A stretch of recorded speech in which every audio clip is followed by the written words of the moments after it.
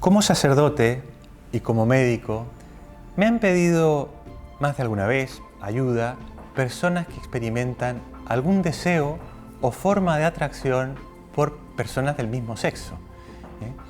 Lo más sencillo habría sido decirles: no te preocupes, haz lo que quieras con tu sexualidad, que todo es bueno y te hace bien.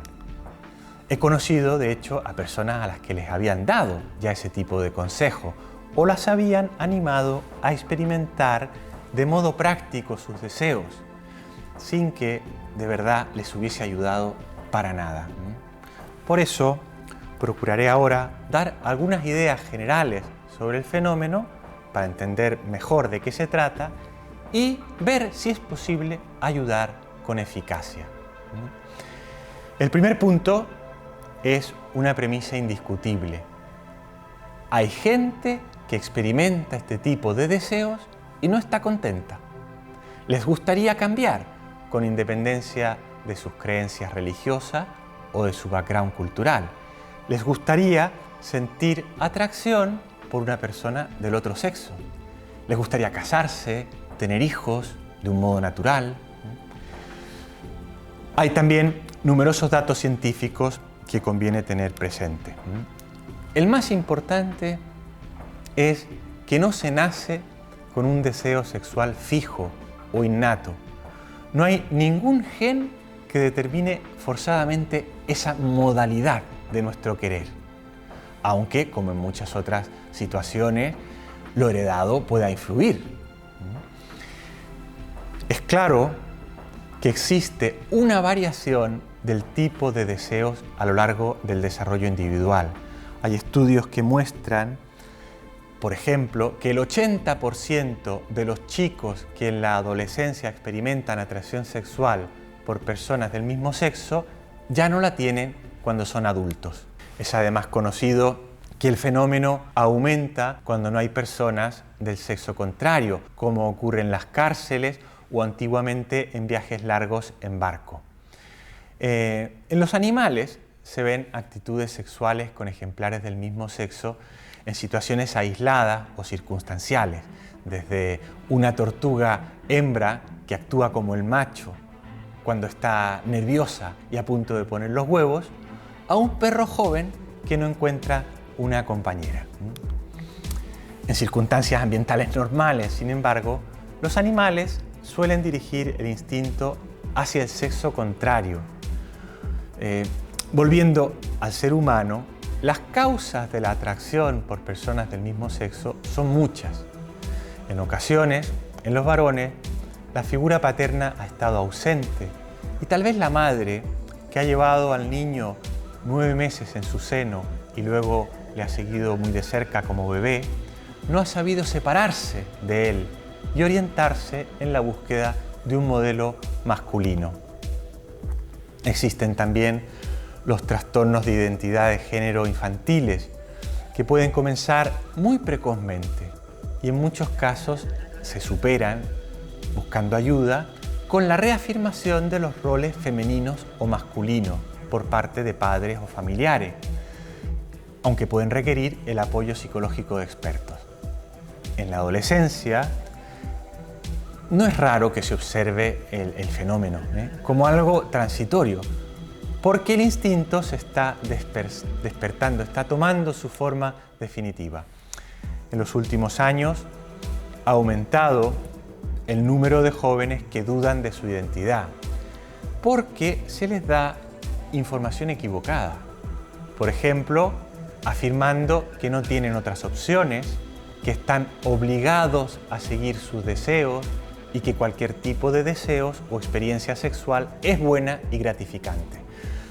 Este tipo de aumentos provocados desde fuera se vio ya en los años 30 en Europa, no es algo nuevo, al difundirse las ideas del médico alemán Magnus Hirschfeld. El segundo punto será ver qué es un deseo y si cualquier tipo de deseo es bueno. No es lo mismo deseo, tendencia, atracción o impulso. Sin poder entrar ahora en todos los matices, sí que puedo decir que un deseo es un deseo y nada más. El deseo se despierta en muchos momentos y se puede despertar hacia muchas cosas. No es que esté fijado, no es que uno nazca con un deseo fijo hacia algo, sino que se va fijando en el tiempo. Los deseos pueden ser buenos o malos, según el objeto al que aspiren, y dar lugar también a buenas o malas acciones. Si el objeto es malo, pues pueden dar lugar a matar, robar. Si es bueno, a una donación de caridad, a servir. En el caso del deseo sexual, se habla de bondad, como en otros deseos, cuando se aspira al objeto propio. Y en esto, toda la estructura fisiológica y el aparato reproductor humano está diseñado hacia un miembro de la misma especie y del otro sexo, como en los demás animales. No es el rol, ni siquiera los cuidados comúnmente llamados maternos o paternos, sino la biología característica de la reproducción lo que determina el sexo de la persona. Y en la naturaleza tenemos, por ejemplo, el caso del pingüino emperador macho, que es quien cuida al huevo hasta que nace el polluelo, una función materna, pero no por eso deja de ser él el macho. Hay, sin embargo, otro elemento. La mujer y el hombre son capaces de dominar sus deseos y sus instintos. No se dejan llevar por el más fuerte del momento. No son como un perro, por ejemplo, ¿no? Que no puede dejar de acosar a la perra cuando está en celo. Por esto se dice que el ser humano transforma sus instintos en tendencia. Conoce el objeto que persigue y puede frenarse. Actúa libremente. El instinto sexual también es transformado en tendencia por el ser humano. Una persona sana es capaz de dominarlo, de someterlo a su inteligencia y voluntad. Por esto, puede darse cuenta de que está deseando algo no bueno en sí mismo o no bueno para él en determinadas circunstancias. En resumen, pienso que se le ha dado demasiada entidad a un aspecto de la instintualidad humana. Un aspecto que requiere ser educado. La educación, fomentar la capacidad de amar, que va más allá del placer y comporta sacrificio y saber esperar, son fundamentales. Los animales no necesitan educación para poner por obra sus instintos en modo animal. El hombre y la mujer sí necesitan esta educación. Requieren un modelo masculino y femenino adecuado para actuar en modo humano, para transformar los actos en gestos, gestos de amor, de entrega, de donación, que un animal no es capaz de hacer. Estas son algunas bases desde las que se puede ayudar a quien pida esa ayuda. Lo primero, como siempre, es escucharles, evitando poner etiquetas. De esta forma se consigue que alguien comparta su situación y ya por el mismo hecho de compartirla, siente alivio. Animarles a ver que son libres, que no están determinados para siempre, que pueden tomar las riendas de los instintos en las manos, les dará mucha paz. Conviene explicar el conjunto de la tendencia sexual, sin quedarnos en un aspecto concreto, el deseo.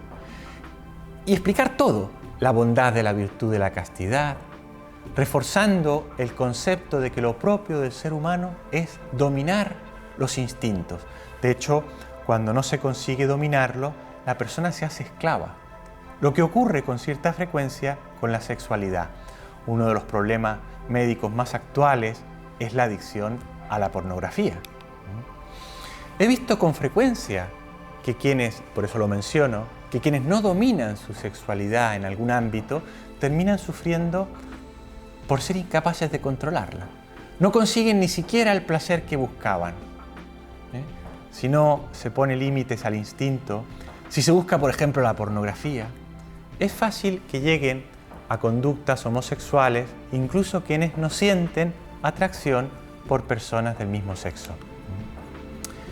Desde el punto de vista espiritual, conviene resaltar la maravilla del amor humano, la bondad cuando los actos propios se ejercitan de modo humano, buscan el bien mutuo de los esposos y están abiertos a la procreación de una nueva vida. Conviene hablar de la virtud de la castidad y de la oración y de la frecuencia de sacramentos para conseguir vivirla y fortalecer los buenos hábitos. Es bueno mostrarles a estas personas otros muchos campos de interés: el deporte, la actividad social, la ayuda a los más necesitados. De este modo se les amplían los horizontes, sin centrar todo en la esfera sexual. La tendencia sexual no controlada corta las alas del espíritu, como dijo Remplein, y hay muchos que necesitan, y nosotros podemos ayudarles a volver a volar. Muchas de estas personas, al controlar sus impulsos, consiguen mejorar en el estudio, en las relaciones familiares o sociales y en el trabajo. Se les abren de nuevo los horizontes, vuelven a volar. El sacerdote en todo esto puede ser de gran ayuda y fomentar un cambio de vida. Una persona que llevaba tiempo dejándose llevar por su tendencia sexual desordenada contaba que decidió buscar ayuda cuando un sacerdote le dijo que podía y tenía que cambiar de actitud, porque su modo de actuar no era bueno. Y con cariño le recordó que la gracia de Dios no le faltaría. Sobre el apoyo psicológico, recordaré solo que es posible y eficaz, especialmente si la persona continúa sufriendo con su situación. Hay muchos médicos y psicólogos que han estudiado sin prejuicios el tema y un porcentaje alto de quienes solicitan ayuda por tendencias hacia personas del mismo sexo cambia ese deseo. A quienes, sobre todo ya más mayores, no se planteen o no logren modificar su tendencia, les dará de todos mucha paz y luces saber que pueden vivir cristianamente, con castidad y ser muy felices. Por último, menciono que existen grupos de apoyo útiles como Courage y numerosos libros y páginas web que ofrecen explicaciones más exhaustivas y elementos para una mayor comprensión. Por ejemplo, esposiblelaesperanza.com. Termino subrayando lo que me parece más importante: formar en una sexualidad humana a la población general. Se sabe científicamente que un pequeño cambio de estilo en la población general es mucho más eficaz que focalizarse en grupos particulares. Se ha comprobado, por ejemplo, que se consiguen mejores resultados si se enseña a mucha gente a beber alcohol con moderación que si se invierte cantidad de tiempo y dinero en la ayuda a personas alcohólicas. En lugar de centrarse en una ayuda a quienes experimentan deseos sexuales hacia personas del mismo sexo, convendría hablar más en la familia de respetar el lenguaje del cuerpo, saber esperar al matrimonio, no ser cómplice de crímenes como la prostitución o la pornografía, reafirmar que las personas no se usan. Es este uno de los mensajes claves del Papa Francisco en la exhortación apostólica Amoris Laetitia, pues como él dice, son pocos los que hablan de estos asuntos. Gracias.